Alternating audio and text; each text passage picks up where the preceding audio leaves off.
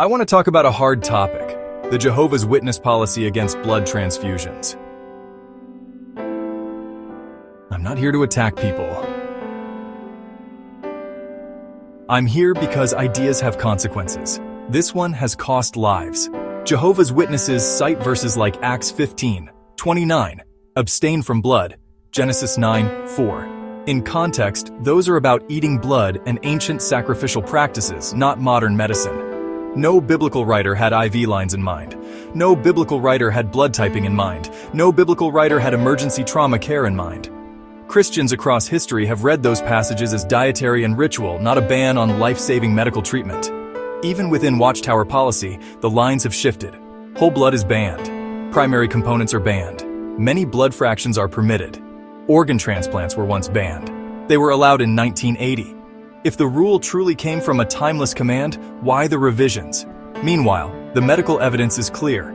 When patients with severe anemia or massive bleeding refuse transfusion, mortality rises sharply. Studies in cardiac surgery show higher death rates without transfusion. Studies in trauma show higher death rates without transfusion. These aren't abstract stats. Parents, kids, neighbors. I've read cases where otherwise survivable childbirth hemorrhage became fatal because a transfusion wasn't allowed. Crash victims died en route because paramedics couldn't give blood. Not every case ends this way, but too many do. If you're a witness wrestling with this, I see you. Faith is deeply personal. But informed consent means knowing the Bible doesn't explicitly prohibit medical transfusions. And credible, peer-reviewed evidence shows transfusions save lives when bleeding is severe. If you're a clinician, meet patients with respect and clear options. Blood-sparing techniques, cell salvage, approved fractions. But also be honest about limits. Sometimes only red cells will keep someone alive. Beliefs should stand up to Scripture. Beliefs should stand up to outcomes. On both counts, the no transfusion rule fails.